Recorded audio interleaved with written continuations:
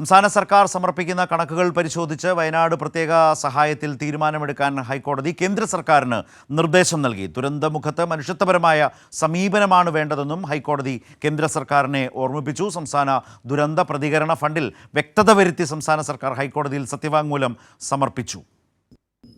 കോടതിയെ ബോധ്യപ്പെടുത്തുന്ന വിശദമായ സത്യവാങ്മൂലമാണ് സംസ്ഥാന സർക്കാർ സമർപ്പിച്ചത്. മുണ്ടക്കൈ ചൂരൽമല ദുരന്തത്തിന് തൊട്ടുപിന്നാലെ SDRFൽ നിന്ന് 21 കോടി രൂപ അനുവദിച്ചതായി സർക്കാർ അറിയിച്ചു. പുനരധിവാസ പ്രവർത്തനങ്ങൾക്കായി ഫണ്ടിൽ നിന്ന് നൽകിയത് 28.95 കോടി രൂപയാണ്. ഡിസംബർ 10 കണക്ക് പ്രകാരം SDRFൽ ബാക്കിയുള്ളത് 700 കോടി രൂപയാണ്. ഇതിൽ 638.95 കോടി രൂപ വിവിധ ആവശ്യങ്ങൾക്കായി സർക്കാർ ഉത്തരവനുസരിച്ച് പലർക്കായി നൽകാനുണ്ട്.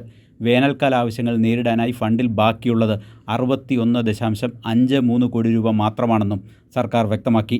വയനാട് ദുരന്തത്തിന് പിന്നാലെ മുഖ്യമന്ത്രിയുടെ ദുരിതാശ്വാസ നിധിയിലേക്ക് 682 കോടി രൂപ ലഭിച്ചു. SDRF ഫണ്ട് വിനിയോഗത്തിന് കർശന നിബന്ധനകളുള്ളതിനാൽ CMDRFനെ ആശ്രയിക്കേണ്ടി വരും. പുനരധിവാസത്തിന് ഭൂമി വാങ്ങുന്നതിനും മറ്റും SDRF ഫണ്ട് വിനിയോഗിക്കാനാവില്ല. മുഖ്യമന്ത്രിയുടെ ദുരിതാശ്വാസ നിധിയിലുള്ള തുക പുനരധിവാസത്തിന് അപര്യാപ്തവുമാണ്. 2221 കോടി രൂപ ആവശ്യപ്പെട്ടുള്ള എസ്റ്റിമേറ്റ് കേന്ദ്ര സർക്കാരിന് സമർപ്പിച്ചിരുന്നു. എന്നാൽ അനുകൂല തീരുമാനം ഉണ്ടായിട്ടില്ല.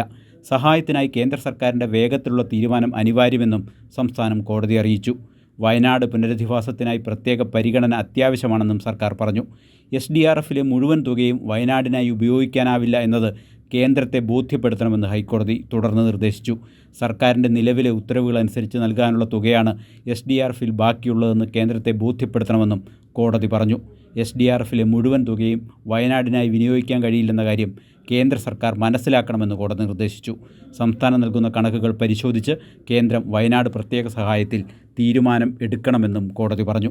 ദുരന്തമുഖത്ത് മനുഷ്യത്വപരമായ സമീപനം വേണമെന്ന് കോടതി നിർദ്ദേശിച്ചു.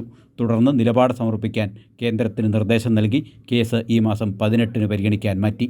കൈരളി ന്യൂസ്, കൊച്ചി.